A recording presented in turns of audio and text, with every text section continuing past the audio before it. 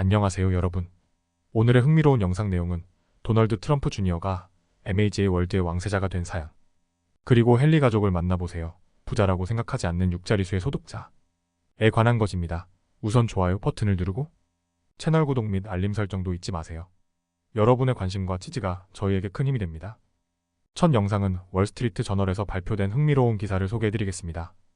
이번 주제는 도널드 트럼프 주니어가 MAJ 운동의 중심인물로 떠오른 배경에 관한 이야기입니다. 그는 아버지인 도널드 트럼프 전 대통령의 정치적 조언자로서의 역할을 넘어 자신의 영향력을 넓히며 미국 정치에서 중요한 인물로 자리잡고 있습니다. 트럼프 주니어가 JD 벤스를 부통령 후보로 추천한 것이 바로 그 해입니다.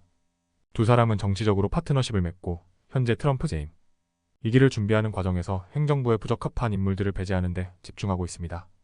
이를 두고 그들은 뱀을 배제하는 작업이라고 표현했는데요.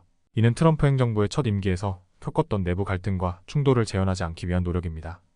트럼프 주니어는 오랫동안 아버지의 승인을 받기 위해 썼고, 그 결과 지금은 아버지의 정치적 궤도에서 가장 중요한 인물이 되었습니다.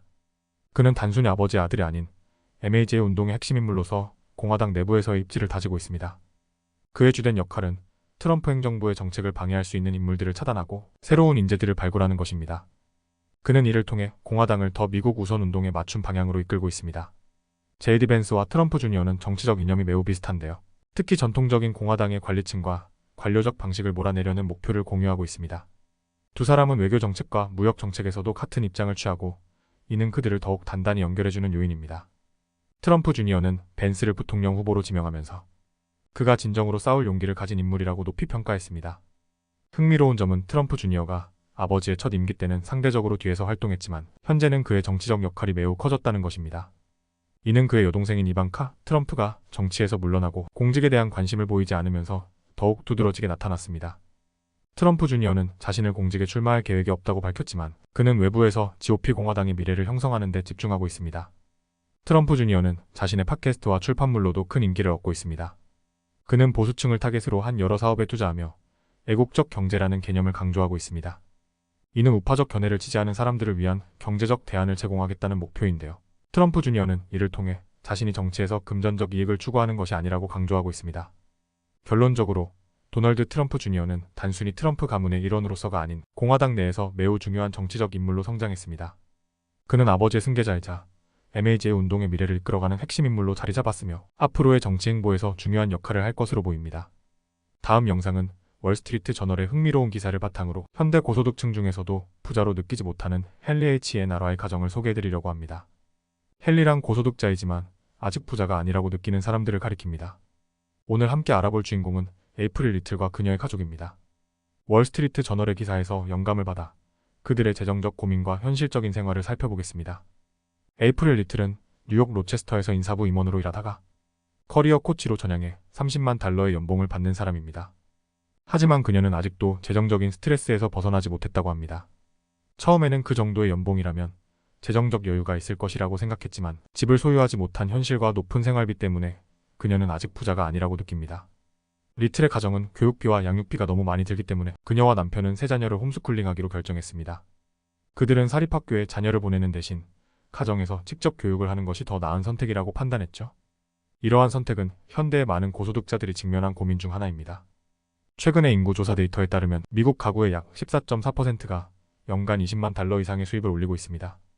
하지만 물가 상승과 주택, 자동차와 같은 필수적인 지출이 큰 부담으로 다가오고 있습니다.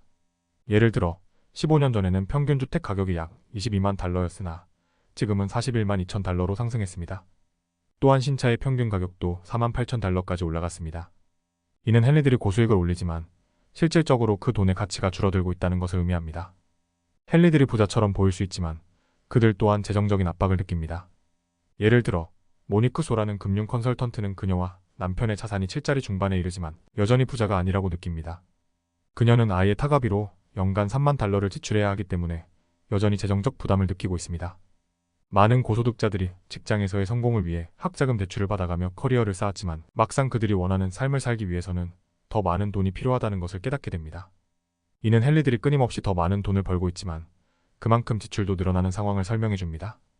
고소득자들이 겪는 또 다른 주요 문제는 자녀의 교육비입니다. 많은 부모들이 자녀를 사립학교에 보내고 있지만 사립학교 비용이 연간 수천에서 수만 달러에 달하기 때문에 큰 부담이 됩니다. 브래드 가이거라는 한 아버지는 연봉이 높지만 세 자녀를 사립학교에 보내면서 새로운 차나 집을 사는 대신 검소한 생활을 유지하고 있다고 말합니다. 그들은 사립학교에 자녀를 보내는 것을 우선시하기 때문에 자신들이 기대했던 삶의 수준에 미치지 못하는 현실을 경험하고 있습니다.